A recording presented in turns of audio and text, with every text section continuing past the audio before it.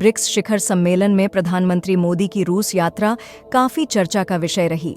इस दौरे में उनका शानदार स्वागत हुआ और रूसी राष्ट्रपति पुतिन के साथ उनकी दोस्ती भी खास ध्यान आकर्षित कर रही है।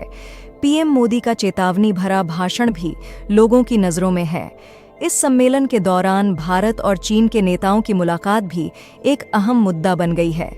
ब्रिक्स समिट रूस के शहर कजान में आयोजित किया गया था, जिसमें भारत, चीन, रूस, ब्राजील और दक्षिण अफ्रीका के प्रमुख नेताओं ने भाग लिया।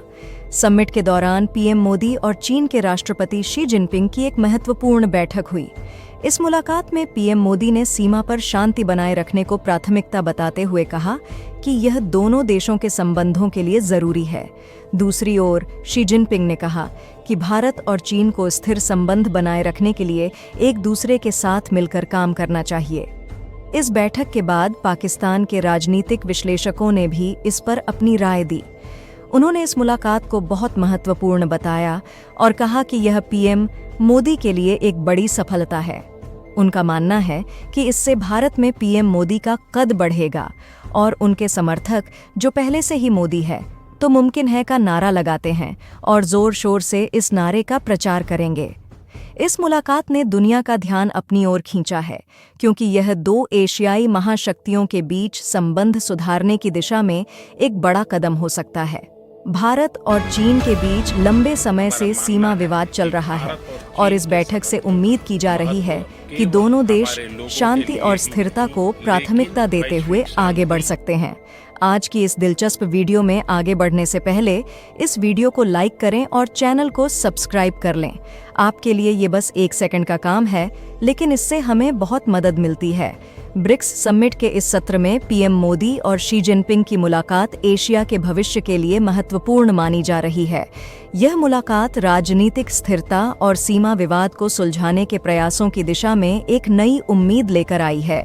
ब्रिक्स समिट दुनिया का एक बहुत ही महत्वपूर्ण बहुपक्षीय मंच है, जिसमें 5 बड़े देश शामिल हैं: भारत, चीन, रूस, ब्राजील और साउथ अफ्रीका।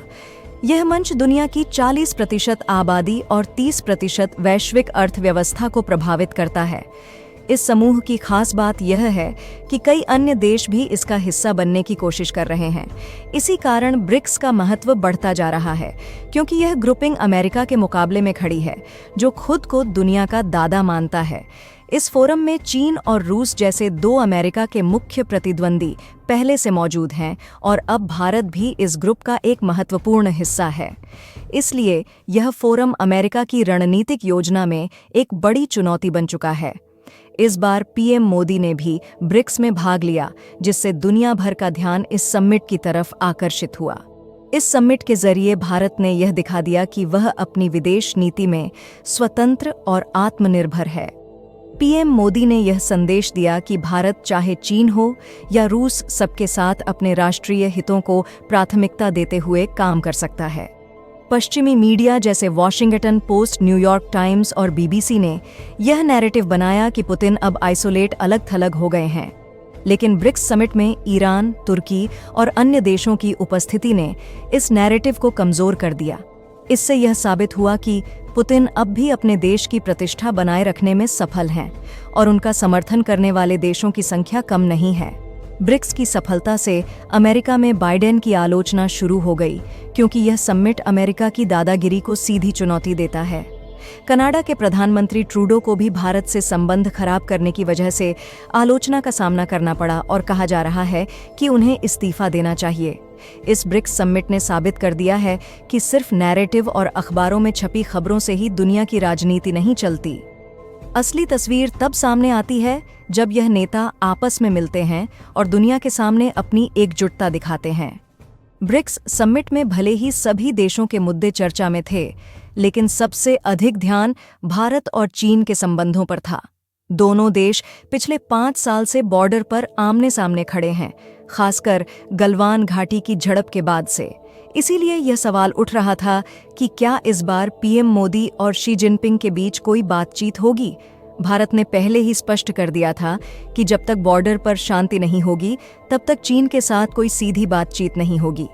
करीब 1.5 महीने पहले विदेश मंत्री एस जयशंकर ने भी यही बात दोहराई थी।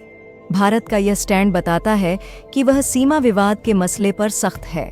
चीन को अंततः यह समझ आ गया कि सीमा विवाद के कारण वह खुद फंस रहा है। इस कारण चीन ने यह मान लिया कि 2020 से पहले के स्टेटस पर लौटना बेहतर होगा। इसका मतलब यह है कि दोनों देशों की सेना उस स्थिति में लौट आएगी जब दोनों पक्ष पेट्रोलिंग कर सकते थे और शांति बनाए रखने के लिए साथ साथ काम कर सकते थे। यह एक महत्वपूर्ण कदम है, लेकिन इसके साथ ही भारत का रुख है कि असली संबंध सुधार तभी होगा जब जमीन पर यह समझौता सच में दिखेगा। पीएम और शी जिनपिंग के बीच का रिश्ता काफी उतार चढ़ाव भरा रहा है। एक समय ऐसा था जब पीएम मोदी ने शी जिनपिंग को झूला झुलाया था और दोस्ती के संकेत दिए थे, लेकिन गलवान घाटी की घटना के बाद से भारत ने चीन के प्रति सख्त रुख अपनाया है। मोदी सरकार और विदेश मंत्रालय ने यह साफ कर दिया कि चीनी नेतृत्व पर बिना ठोस कार्यवाही के भरोसा नहीं किया जा सकता। भारत में कुछ लोग, विशेषकर कांग्रेस पार्टी और अन्य विपक्षी दल, इस समझौते को लेकर आलोचना कर रहे हैं। उनका कहना है कि चीन पर भरोसा करना सही नहीं है। इस समय जो भारत और चीन के बीच नया समझौता हुआ है, वह सीमा पर शांति बनाए रखने का एक प्रयास है। हालांकि यह सिर्फ समझौता है। असली परीक्षा तब होगी जब जमीन पर इसका असर दिखेगा। भारतीय नेतृत्व ने यह स्पष्ट कर दिया है कि चीन के साथ रिश्ते तभी आगे बढ़ेंगे जब सीमा विवाद का समाधान दिखाई देगा। आरएसएस भारत में एक मजबूत और प्रभावशाली संगठन है, जिसकी वजह से यह मुमकिन नहीं है कि अमेरिका भारत के राज्यों को किसी और देश की तरह बंगाल को बांग्लादेश या पंजाब को पाकिस्तान में बदलने जैसा सपना देख सके। आरएसएस की भूमिका भारत में न सिर्फ संस्कृति और राष्ट्रीयता को बढ़ावा देने में है, बल्कि यह एक मजबूत राष्ट्रवादी संगठन के रूप में भी काम करता है।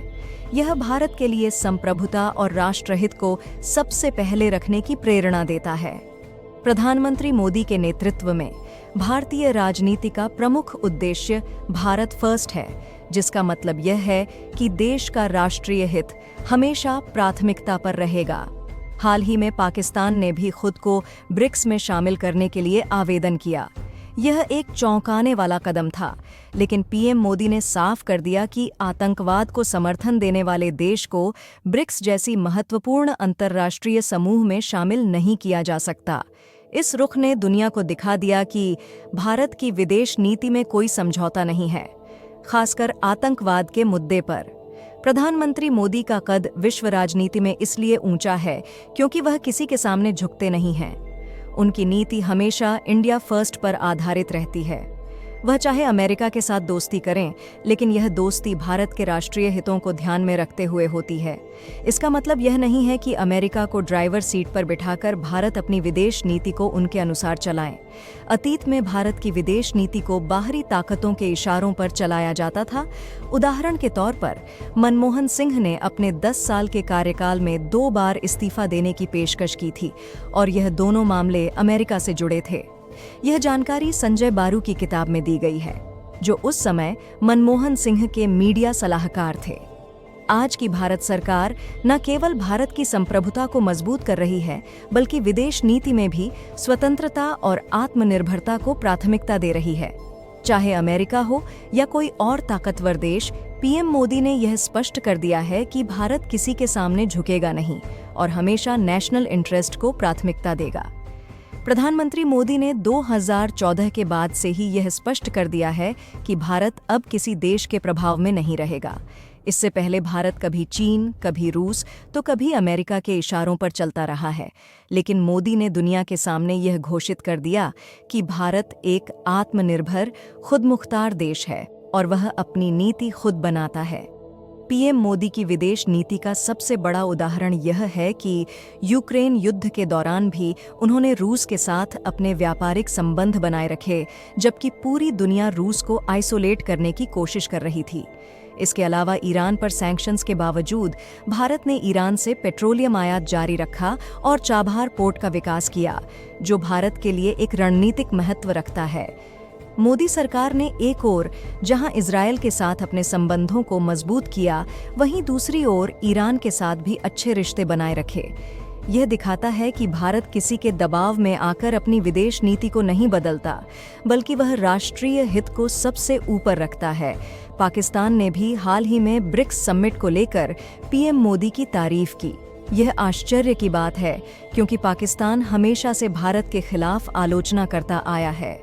पाकिस्तान को अब समझ में आ रहा है कि मोदी भले ही उनके लिए कट्टर नेता हो, लेकिन वह अपने देश के लिए ईमानदार हैं। पाकिस्तान के लोगों को लगता है कि काश उन्हें भी मोदी जैसा प्रधानमंत्री मिल पाता, जो देश हित में कोई समझौता नहीं करता। पाकिस्तानी लोग यह भी सराहते हैं कि मोदी के पास ना तो कोई महंगा घर है, ना ही बड़ी गाड़ियां हैं, फिर भी वह दिन रात देश के लिए मेहनत करते हैं।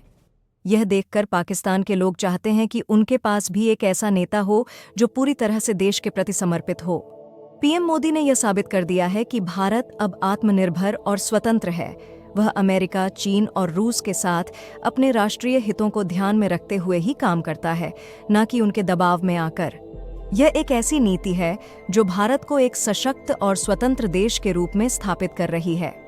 अगर दुनिया का कोई भी न्यूट्रल ऑब्जर्वर, तटस्थ पर्यवेक्षक प्रधानमंत्री मोदी के कामकाज को देखे, तो वह वही कहेगा जो मैक्रों, फ्रांस के राष्ट्रपति पुतिन, रूस के राष्ट्रपति डोनाल्ड ट्रंप, अमेरिका के पूर्व राष्ट्रपति और दुनिया भर के डिप्लोमैट्स, राजनयिक कहते हैं। ऐसे लोग इंटरनेशनल पॉलिटिक्स, अंतर्राष्ट्रीय राजनीति में कभी कभी ही आते हैं। यह बात हर भारतीय के लिए गर्व का विषय होनी चाहिए। हाल ही में प्रधानमंत्री नरेंद्र मोदी और चीन के राष्ट्रपति शी जिनपिंग के बीच एक महत्वपूर्ण बैठक हुई। यह बैठक इसलिए भी चर्चा में रही क्योंकि पिछले 5 साल से बॉर्डर पर तनाव चल रहा था। दोनों देशों ने इस बैठक के दौरान तनाव कम करने और समस्याओं को सुलझाने पर जोर दिया। यह एक सकारात्मक कदम है जो दिखाता है कि अब दोनों देश शांति और स्थिरता की ओर बढ़ रहे हैं। पिछले 5 वर्षों में पीएम मोदी ने भारत को अंतर्राष्ट्रीय स्तर पर एक मजबूत राष्ट्र के रूप में स्थापित किया है। उन्होंने दुनिया को यह दिखा दिया है कि भारत की ताकत क्या है। उनके कार्यकाल में कई ऐसे कार्य हुए हैं जिन्हें पहले असंभव समझा जाता था। शायद यही कारण है कि उनके समर्थक कहते हैं, मोदी है तो मुमकिन है। प्रधानमंत्री मोदी के नेतृत्व में भारत ने अंतर्राष्ट्रीय राजनीति में एक नई पहचान बनाई है, चाहे वह बॉर्डर पर शांति की कोशिश हो या दुनिया के बड़े नेताओं के साथ बातचीत। पीएम मोदी ने यह साबित कर दिया है कि वह एक सशक्त और दूरदर्शी नेता हैं। तो दोस्तों, इस मुद्दे पर आपकी क्या राय है? कमेंट बॉक्स में अपनी राय जरूर बताएं। इंटरनेशनल खबरों के लिए हमारे चैनल को सब्सक्राइब करें और बेल आइकन भी दबाएं, ताकि हमारी नई वीडियो सबसे पहले आप तक पहुंचे। मिलती हूं एक नई वीडियो के साथ। जब तक के लिए जय हिंद, जय भारत।